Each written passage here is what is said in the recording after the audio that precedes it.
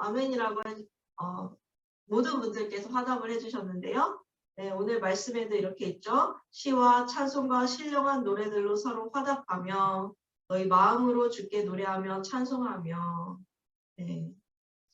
아무리 입으로 많이 좋은 노래, 좋은 곡을 부른다고 하더라도 우리의 마음으로 주께 노래하고 찬송하지 않으면 그것은 그냥 멜로디에 지나지 않습니다만 이 말씀 가운데는 너희의 마음으로 주께 노래하며 찬송하며 라고 나와 있습니다. 얼마나 아름다운 구절인가요? 우리의 마음이 주를 노래하고 찬송하는 그 마음 상태 자체가 주님을 사랑하는 찬송하는 시간인 줄 믿습니다. 이런 요즘 찬양이 있어요. 예배할 때 가장 행복합니다. 예배할 때 가장 행복합니다. 네, 나를 위해 죽으시고 사신 주님을 찬양해요. 이런 찬양이 있어요. 저는 그 찬양만 들으면 너무 눈물이 날 것 같아요. 왜냐면 제가 사실 예배할 때 가장 행복하거든요. 네, 그래서 오늘은 주연절 세 번째 주입니다.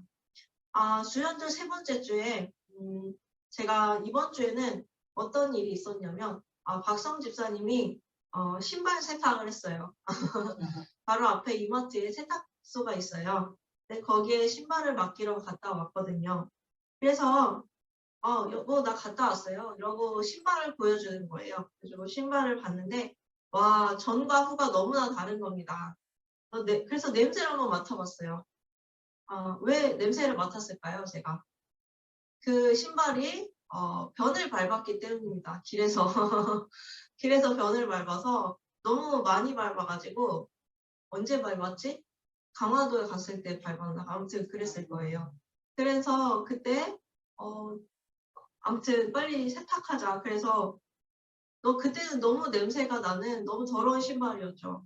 그리고서 세탁하고 왔더니 냄새를 아무리 맡아도 또 얼굴을 대고 비벼도 어떤 냄새도 나지 않는 것입니다. 이제 막 그 마트에서 산 신발 같았어요. 좀 새 신발보다 더 새 신발 같았거든요. 그래서 제가 그것을 보고 딱 순간적으로 스쳐 지나가는 마음이 있었습니다. 하나님께서 이런 마음을 주시는 것 같았어요. 하나님의 자녀, 하나님께서도 그 하나님의 자녀의 얼굴과 마음에 관심이 많으시다는 것입니다. 성경의 가장 큰 메시지가 무엇인지 저도 생각을 해봤습니다. 성경의 가장 큰 메시지는 하나님, 우리 예수 그리스도의 역사인 거죠. 그분을 위주로 성경은 쓰여졌습니다. 그래서 하나님이 인간을 사랑해서 자신보다 인간을 더 중요시했기 때문에 성경의 큰 메시지는 인간이야, 사람이야, 이게 아니고 성경의 가장 큰 메시지는 하나님이신 줄 믿습니다. 사람이 하나님을 예배하고 찬송하기 위해서 하나님이 말씀을 주셨는 줄 믿습니다. 이 말씀 자신이 예수님이시고요. 그래서 성경의 가장 큰 메시지는 하나님이 자신을 사람에게 드러내셨다는 것입니다. 그래서 사람들의 처지와 모습이 다 다르더라도요. 그들에게 한 번도 불편해가지고 이 성경 속에서 못 드러내신 적이 없는 것 같아요. 이 사람에게는 이렇게 말씀하시고 저 사람에게는 저렇게 말씀하시고 이사야에게는 이렇게 가시고 다윗에게는 저렇게 표현하시고 요셉에게는 이렇게 다가가시고 이런 것들이 있었습니다. 그래서 그렇게 예수님을 우리는 모든 사람들이 모든 인류가 알 수 있고 믿을 수 있도록 기회를 주셨는 줄 믿습니다. 제가 그 신발을 통해서 깨달은 점이 있었죠. 신발을 통해서 저에게 와닿았던 점. 그렇게 나도 신발처럼 하나님께 그런 존재가 되어야 되겠다는 것입니다. 신발을 버리고 쓰는 것은 주인 마음이겠죠. 그렇지만 주인이 생각해야지만 주인이 내가 이 신발을 깨끗하게 해야지 그래야지 신발을 깨끗하게 할 수 있는 것이죠. 그만큼 하나님께서도 우리를 하나님의 뜻대로 사용하시려는 뜻이 계셔야지 의지가 계셔야지 우리가 그렇게 깨끗해지고 회복되고 우리가 하나님 뜻대로 살 수 있는 줄 믿습니다. 우리는 그만큼 힘이 없고 약하고 또 어떻게 보면 악한 존재입니다. 우리의 본성이 이렇기에 우리는 절대자를 의지할 수밖에 없고 그래야 합니다. 사람인의 글자가 어떤 의미를 가지시는지 아세요? 사람인, 이 두 가지 사람인. 짝대기 두 개가 서로 함께 기대고 있습니다. 네. 그리고 그만큼 인간은 사람이 되려면은 서로 사람과 사람들이 함께 있어야 된다는 뜻입니다. 사람과 사람이 함께 모여 있고 또 그런 가운데 사람이 되어갈 수 있다는 의미입니다. 그만큼 사람은 힘이 없고 약한 존재라는 뜻이죠. 저는 만약에 그 신발을 보고 마음에 안 들어서 이게 변이 묻었으니까 이거 묻은 채로 그냥 버려야겠다. 도대체 이거 냄새가 너무 많이 나서 못 쓰겠어. 좀 질렸는데 그냥 버리고 새 신발을 사야겠어 했다고 한다면 그 즉시 그 가치는 없어질 것입니다.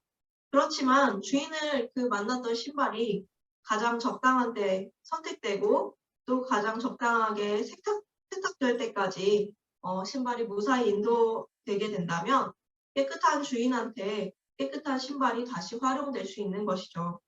그렇게 전후가 확연히 달라지니까 저도 기분이 좋았고 전에 있던 그 신발에 대한 안 좋은 이미지가 사라졌습니다.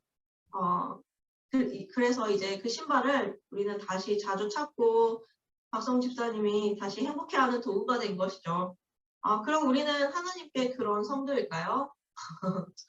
우리는 인간이기 때문에 세상에 무슨 때도 나고 세상의 냄새들도 풍기고 이렇게 살아갈 수밖에 없긴 합니다만 가끔씩 넘어지고 우리가 약하게 죄를 짓더라도 우리가 다시 하나님께 그렇게 깨끗해질 수 있는 존재가 될 수 있을까요? 이 자리에 나와서 가장 적당한 때 우리를 깨끗게 하시려는 하나님의 의지가 있으셔야지만 그 자리는 나를 깨끗게 하는 시간인 줄 믿습니다.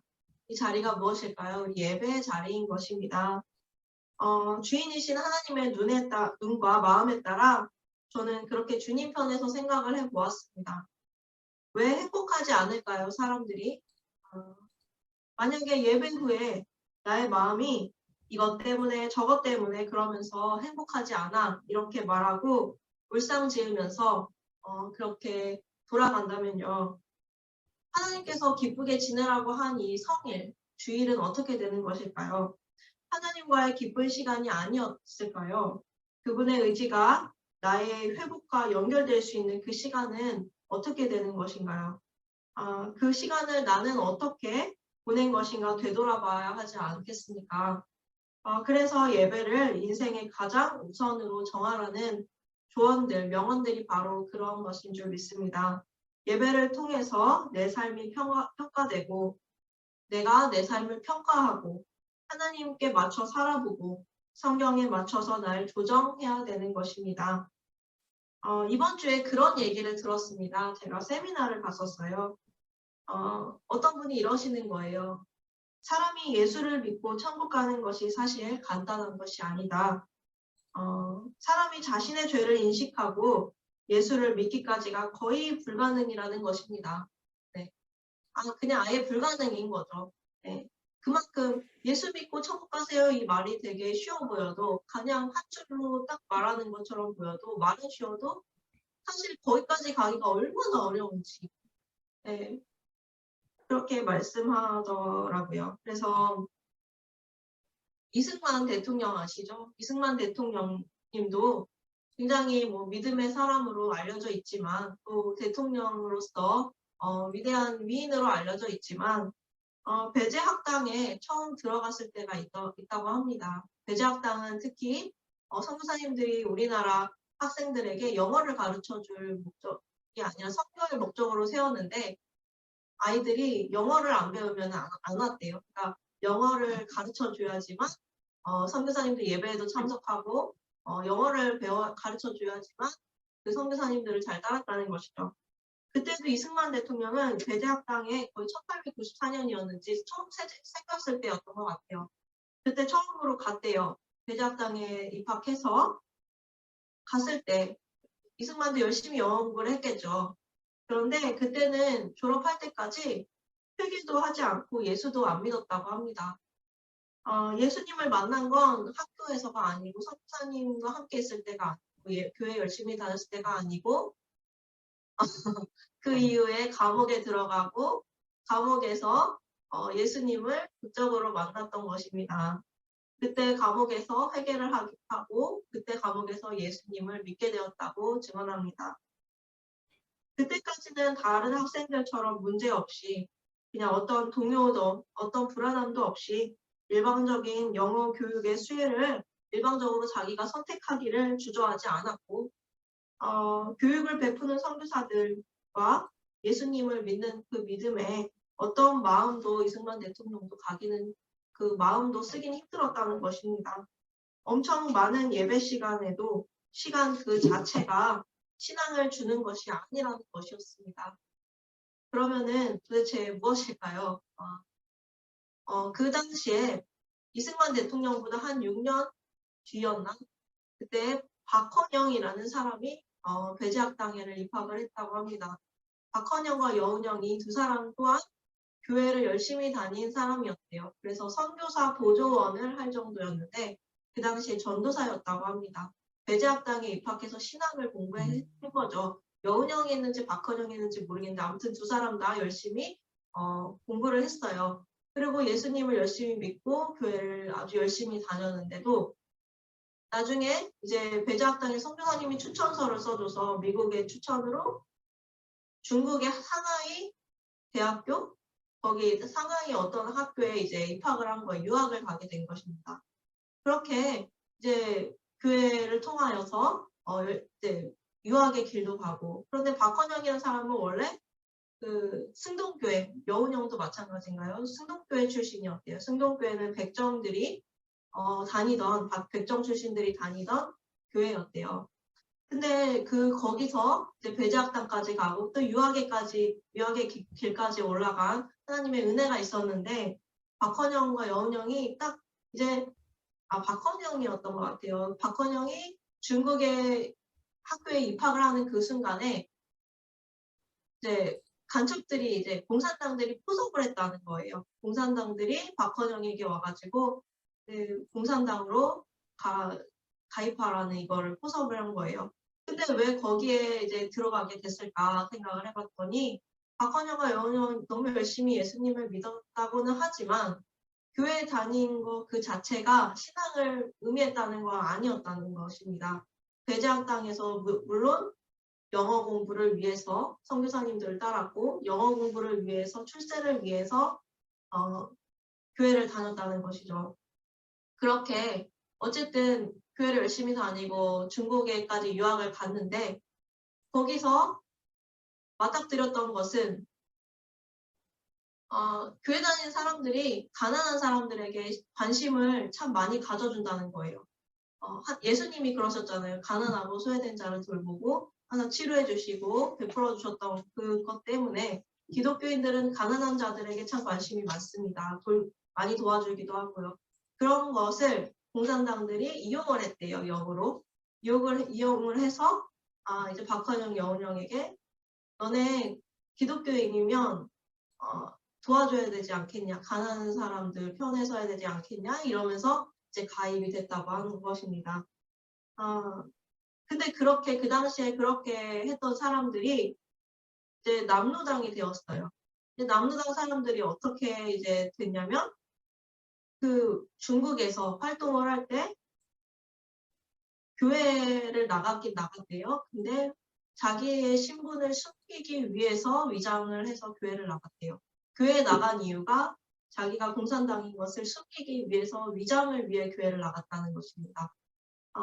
그래서 너무 그때 그 당시에 그렇게 다녔던 사람 중에 한 명이 그 아내가 그렇게 따라다니다가 같이 도와주다가 5년 뒤에 교회에서 회개를 했다고 합니다. 아내분이.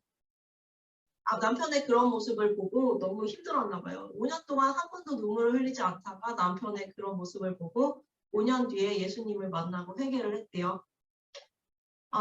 그 사람의 아들이 이문열 씨라고 합니다. 네. 그 위대한 소설가 있죠. 이문열 씨가 이문열 그 작가님이 바로 아버지가 남로당 출신이었다고 합니다. 그렇게 우리나라는 사실 아픈 역사가 있죠. 어쨌든 간에 예배할 때 우리가 가장 행복해야 되는 것이 가장 우선순위가 되어야 될 줄 믿습니다. 아멘. 네.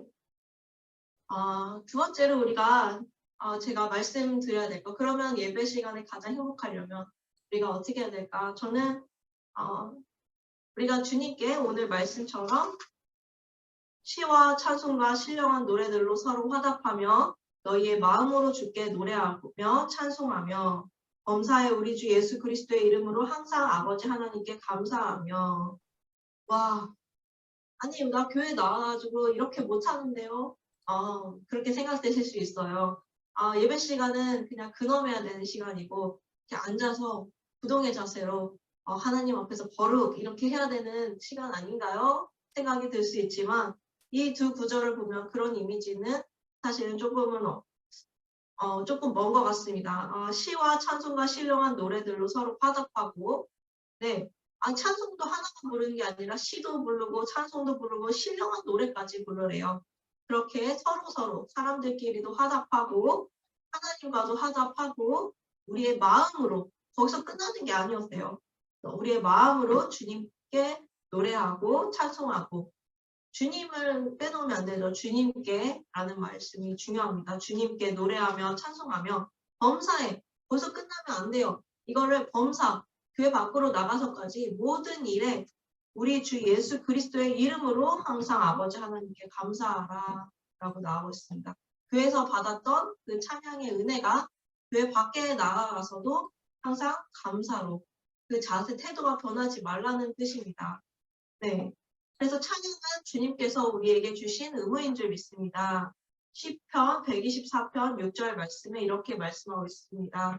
우리를 내주어 그들의 이에 씹히지 아니하게 하신 여호와를 찬송할지로다. 아멘. 이사야 62장 7절 말씀에 또 여호와께서 예루살렘을 세워 세상에서 찬송을 받게 하시기까지 그로 쉬지 못하시게 하라라고 말씀합니다. 아멘. 네, 우리를 그 승냥이 같은 적한테 사탄 마귀한테 내주어서 그들의 이에 씹히지 아니하게 하신 여호와를 찬송하라고 합니다. 찬송할지로다. 네, 우리가 일상생활을 살 때에도 우리가 위기가 참 많습니다. 그런 위기들 가운데서도 우리가 생존의 문제에 하나님께 감사하며 하나님을 찬송한 적이 있으십니까? 네. 우리가 지금 무사히 아침에 눈을 뜨고 오늘 아침 밥을 먹고 내가 오늘 운전할 때도 안전하게 했던 것 이런 거에 대해서 하나님께 찬송하신 적이 있으십니까? 네. 그 모든 것이 당연한 게 아니고 하나님의 은혜였다는 걸 찬송하시면 좋겠습니다. 또 하나님께 찬송을 받게 하시기까지 하나님을 쉬지 못하시게 하라 이렇게 말씀하고 있는데요. 네, 우리가 하나님께서 그 찬송 받으신다는 것, 그 자체를 우리가 되게 중요시 해야 될 줄 믿습니다. 이사야 61장 3절 말씀에 이렇게 말씀합니다. 무릇 시온에서 슬퍼하는 자에게 화관을 주어 그 죄를 대신하여 기쁨의 기름으로 그 슬픔을 대신하며 찬송의 옷으로 그 근심을 대신하시고 그들이 의의 나무 곧 여호와께서 심으신 그 영광을 나타낼 자라 일컬음을 받게 하려 하심이라. 아멘. 네, 우리 예수님께서 우리 주연절에 아까도 말씀드렸듯이 하나님께서 우리에게 자신을 드러내셨다는 것. 성경을 통해서 드러내신 분이 바로 누구실까요? 예수님이십니다. 이 예수님을 바로 여호와께서 심으신 그 영광을 나타낼 자라고 일컬음을 받게 하려 하신다고 말씀합니다. 그러므로 우리가 예수님을 찬송하는 것이 바로 하나님의 의도이자 하나님의 속 깊은 뜻인 줄 믿습니다. 네. 그래서 슬퍼하는 사람에게는 하나님께서 슬픔을 대신하는 기쁨에 기름을 주시고 근심하는 사람에게는 찬송의 옷을 입히셔가지고 그 슬픔을 대신하신다고 합니다. 우리도 찬송을 부르고 하나님을 높여드리고 하나님께 영광 돌리는 감사의 삶, 기쁨의 삶을 산다면 우리가 가지고 있는 그 슬픔과 그 근심도 하나님께서 갈아입혀 주신다는 것입니다. 우리 옷가게 가면 그런 게 있잖아요. 저 옷 마음에 들어요. 이러면 종업원이 와서 그럼 이걸로 갈아입으세요 하고 당연히 내주는 게 당연한 것처럼 우리 하나님께서도 우리가 근심하고 슬퍼할 때 주님을 의지하고 주님을 바라는 사람, 주님을 찬송하고자 하는 사람에게는 하나님께서 체인지 바꿔주신다는 뜻입니다. 네, 그것을 믿으신다면 지금 당장 그렇게 되실 줄 믿습니다. 아멘. 네. 찬송 가운데 이런 게 있어요. CCM 찬송 가운데 공성가에 찬송을 부르세요. 찬송을 부르세요. 놀라운 일이 생깁니다. 찬송을 부르세요. 기도를 드리세요. 기도를 드리세요. 놀라운 일이 생깁니다. 기도를 드리세요. 아멘. 네. 그 말씀에 이런 부분이 있습니다. 이 백성은 내가 나를 위하여 지었나니 나를 찬송하게 하려 함이니라. 아멘. 네, 하나님 믿는 사람들을 보면요. 믿음 좋고 신앙 좋으신 신실한 분들이 있습니다. 그런 분들과 저는 친하고 싶더라고요. 근데 그런 사람들을 보면 찬송을 하며 이제 부드럽고 감사하는 태도로 찬송을 한다는 것을 알 수가 있습니다. 그런 분들을 만나면 찬송을 부르는 거에 대해서 굉장히 밝은 마음이 있고 밝은 태도가 있습니다. 긍정적인 찬송에 대해서 긍정적으로 생각하는 분들이 많습니다. 예, 찬송을 하는 사람들은 주님께서 사람을 창조하신 목적을 잘 받는 사람입니다. 하나님께서 사람을 찬송하게 하기 위해서 창조하셨다고 말씀합니다. 그렇기 때문에 우리가 그 하나님께서 우리를 왜 만드셨냐 이렇게 불만 갖기보다는 하나님께서 우리를 만드시고 내가 이 땅에 사는 이유를 이 땅에 사는 그 목적을 찬송을 하게 된다면 그게 바로 세워져 나갈 줄 믿습니다. 아멘. 네, 그래서 우리 하나님의 목적을 잘 받는 사람, 우리 하나님께서 우리를 잘 만들었다고 생각하시는 사람은 찬송을 잘하는 사람인 줄 믿습니다. 제가 어제 이런 사진을 봤어요. 유튜브를 이렇게 넘기다가 어떤 분이 이제 사막을 갔다 오고 이스라엘 사막에 갔다 왔어요. 근데 그 이스라엘 사막이 이제 되게 넓고 아무것도 없는 사막이에요. 근데 거기에 이렇게 서서 사진을 찍었더라고요. 근데 그 사막이 예수님이 40일 금식하시던 사막이래요. 근데 저는 평소에 그런 생각이 잘 안 들었었는데 어제 그 사진을 보자마자 눈물이 나는 거예요. 그래서 펑펑 울었어요. 왜 울었냐면 예수님이 생각이 나서 울었습니다. 예수님이 저 사막에 아무것도 없는 저 사막에서 혼자 외로이 시험을 당하셨을 거라고 생각하니까 너무 눈물이 나더라고요. 그래서 막 펑펑 울었어요. 그러고 나니까 좀 좋았는데 이렇게 우리가 예수님만 생각해도 눈물이 나고 제가 어렸을 때 초등학교 4학년 때 담임선생님께서 이렇게 말씀하셨어요. 그 선생님도 예수님 믿는 분이셨는데 이러시는 거예요. 얘들아 나는 태극기만 봐도 눈물이 나. 이렇게 말씀하시는 거예요. 초등학생들한테. 그래서 대한민국이라는 애국가만 들어도 눈물이 난다 얘들아. 이렇게 말씀하시는 거예요. 그래가지고 선생님이 무슨 말씀을 하시는 건가. 나는 아직 거기까지는 아닌데 그래서 잘 몰랐어요. 그런데 나이가 들면서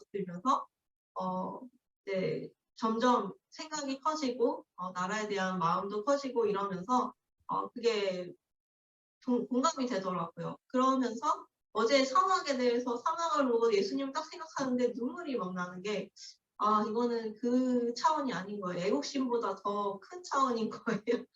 그래서 예수님 바로 이것입니다. 우리가 나라를 그렇게 존경하고 나라 애국심을 애국자가 되는 것을 항상 바래왔던 것보다 더 하나님을 더 찬양하고 더 높여드립니다. 하나님을 더 두려워하고 더 존경합니다. 이렇게 고백하고 찬양하는 사람들이 되어야 될 줄 믿습니다. 우리가 그렇게 보통 일반적인 것보다 하나님을 더 높여드리고 그냥 노래를 부르더라도 일반적인 것보다 하나님을 더 높여드리고 찬송을 더 크게 부를 때 세상 사람들은 우리 교회를 쳐다보게 될 것이고 이 교회는 세상 가운데 더 뛰어난 존재가 될 거라고 생각을 합니다. 그렇게 우리가 한번 찬양을 불러보셨으면 좋겠습니다. 네. 함께 따라서 찬송을 불러볼게요.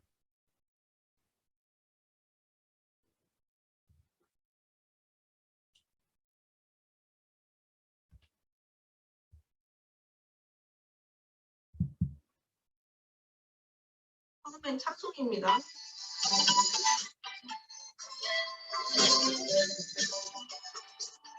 다시 볼게요.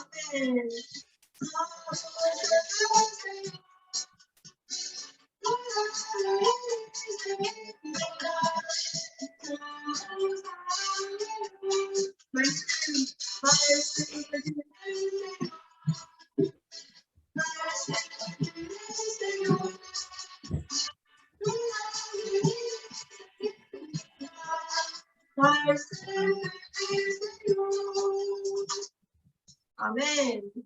네, 함께 따라해 주셨죠? 네, 할렐루야. 저도 잠이 안 오고 불면증이 있을 때 성경 앱을 틀어놓고 많이 잤던 기억이 납니다. 불면증이 있고 마음이 너무 힘들어서 밤에 잠이 안 오고 몇 날 며칠을 밤을 샜을 때 성경 드라마 바이블 이런 거 있잖아요. 그런 앱을 틀어놓고 구약 전체를 듣고 신약 전체를 듣고 이랬던 기억이 납니다. 네, 그럴 때 마음에 주님과 저와 대화하는 그런 느낌이 났었습니다. 말씀을 들을 때 힘이 나고 말씀을 들을 때 예수님께서 우리에게 말씀하실 줄 믿습니다. 아멘. 네, 기도하겠습니다. 살아계신 하나님 감사합니다. 하나님 저희가 예수님께 평화를 얻는 사람이 되기 위해서 시와 찬송과 신령한 노래들로 서로 화답하고 우리의 마음으로 노래하고 찬송하길 원합니다. 하나님 그렇게 하지 못했던 점들은 이 시간 예수님의 이름으로 용서하여 주시옵소서. 하나님 저희가 주님 앞에서 부족하고 흠이 있었던 모든 것들이 하나님 주님을 근심하게 했다면 이 시간 저희의 근심을 바꾸어 기쁨으로